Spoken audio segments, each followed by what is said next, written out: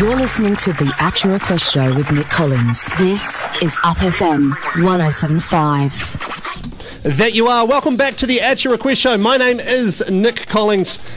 Right about now, in 1997, the dance music site nzrave was launched. In an age where the internet was not commonplace, where people planned their weekends from the flyers they saw in a shop, and at a time where there was about one big party a month if you were lucky. Now, last night, on the 5th of August 2010, nzrave.com posted its final message to its faithful as the lights came up and the doorman asked everyone to vacate for the very last time. On the phone line in London, England, is the owner and creator, Dimi Ironmonger, to discuss the life and times of nzrave.com. Are you there, Dimi? I am, yes. Now, what's the general feeling been for you after all your hard work over the last 13 years? Has it sunk in that nzrave is no more? Well, you know what, it is a bit of an end of an era, and, I am sad. These things are, it's been a long time in the running, so, but it's all good. Now, to be fair, the general vibe for a while has been that it's kind of not what it used to be, and it was a little bit on the decline. What were the factors for you that ultimately led to the closure last night of nzrave? Because for a few people, it was like, oh my God, it's all sudden, I'm freaking out, man. Well, you know what, there's been quite a few things going on that perhaps everyone hasn't known about. The site's quite old now, and it's just taking longer and longer to keep up with the latest trends and things like that. And progress is hard, especially when I'm over here. So that was certainly one of the things, and it was difficult for all the lovely volunteers to give it the time it deserved. So, that's the nature of the internet. The site changed whether people knew it or not. I guess the other thing to say would probably be that Facebook's had a bit of an impact as well, So just pretty much the evolution of technology and the time versus reward, is it fair to say that? Oh, definitely, I was never in it for money at all. I guess people probably know that because it's never been covered in ads. So, we were never getting a massive amount of money out of it, and so perhaps that has had a bearing. Now, you just mentioned that since day one, it's pretty much been a love affair, not about the money. For starters, and there might be a few people out there that don't know about nzrave or didn't spend the last 13 years every day in, day out arguing on the forums or looking at the event photos and all that sort of stuff. First of all, how did it all come about? Wow, gosh, a long time ago actually, about 93, 94, I went to a warehouse rave and I was just like, you know what, how do people find out about these things? Where do you go to get this stuff? And I met some really interesting people, you being one of them, of course, and it was just a natural step really, and Adam Bomb was doing his gig Purex, and it just felt like a natural thing to put something out on the internet, telling people what was going on. It just really led from there, and that core idea of bringing people together to share in a love for something, that was what it was all about for me. Now, it definitely has been, just the way things are done and how the dance scene, especially in Auckland and New Zealand here, has changed over time. That pretty much it just started out effectively with a whole bunch of people getting together to put content onto the website so other people could find out where these parties were. Is that a fair comment? Yeah, absolutely. It was more sort of, I guess what you call a brochure site these days, just flat info. We never used to have a community at all. That kind of thing wasn't on the internet until sort of late 90s, I guess. It just didn't exist. So it was quite interesting being at the very beginning of all of that. Now, you've had a team of helpers. As you said, it's been a labour of love over the life cycle of that particular website. Who were some of the other people that helped make nzrave such a thriving community for such a long time? Well, there's been shitloads of people, to be quite frank. Oops, I hope I can say that on the radio. Not really, but you just did. There's been so many people, and heaps of people that really I should mention that I probably just can't read a massive list out to you. But, Nathan's been instrumental, obviously, most recently. Kane, of course, love him or loathe him, as a lot of people did. He was my right-hand man for a long time. Sarah, who set up the photography side, and there's a whole host of other people. God, I could list all afternoon, all day really.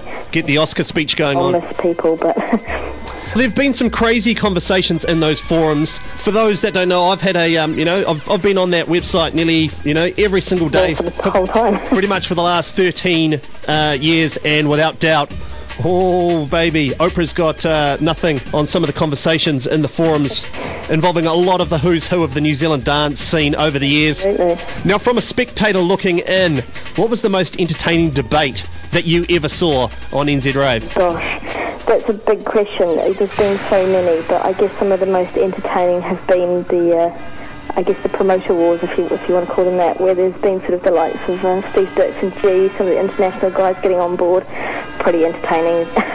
And of course there's always the general thing that happens on forums of so-and-so sleeping with so-and-so and all that kind of carry on. Try to stay well out of that, but it's always entertaining for the outsider looking in.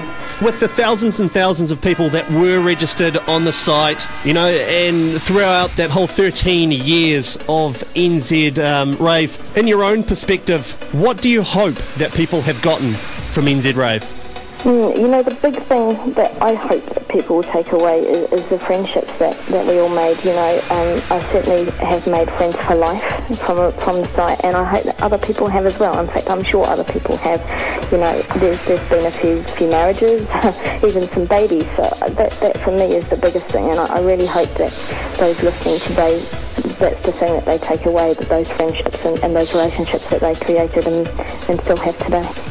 Did you ever think in the beginning, first of all, it would get so big, but secondly, that community feel, rather than just being a faceless name behind the computer where you can hurl abuse to someone you don't know, to, people hanging out. As you said, and for a fact, a couple of people did get married. They met on that particular website. It's not a dating site, it's just, no. A whole bunch. Well, one of the big things about the community, certainly in the early days, was the fact that you could go along to any gig or rave that you wanted, and you'd be able to see people there and meet people there that were like-minded, and you had a crew to hang out with, and it wasn't sort of a difficult place, especially for you, a young girl or whatever, to go to and hang out. It was a safe environment, and that was one of the really cool things about it, and I think that's why there's a lot of people who have made some pretty solid friendships.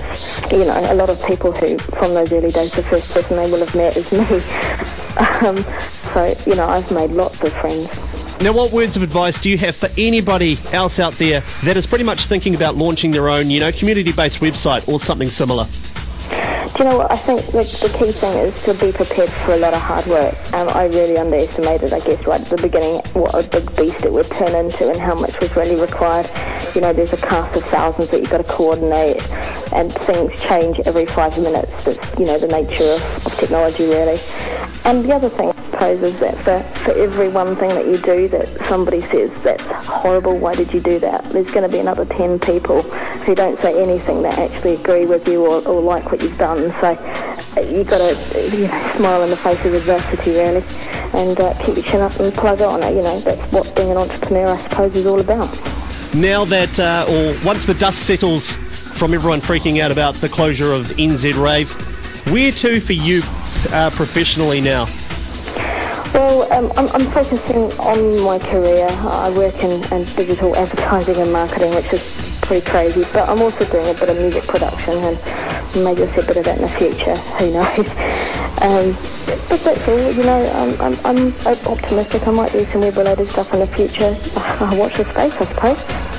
Well, from myself and on behalf of, all the members on NZ Rave, pretty much without yourself, they would have never had some of those, some of those meetings, had a place to bitch and moan about what's going on in the dance scene, to big up those big tunes, to, talk dance-related things. So on behalf of them, I'd tip my hat to you and say thank you very, very much. Oh, thank you. It's been a bit of a partnership for a long time, so without you it wouldn't have happened either. That's all good. We're going to leave it there, Dimi. Thank you very much. Hopefully a few answers there for a few people that have been wondering there. Dimi, thank you very, very much for your time. Nice one. Excellent. Take it easy, Dimi. Cheers. See you. There you have it. That was Dimi Ironmonger. She was the creator and the owner of nzrave.com. It finally said goodbye last night after 13 years. This is the At Your Request Show with Nick Collings. It's Up FM 107.5.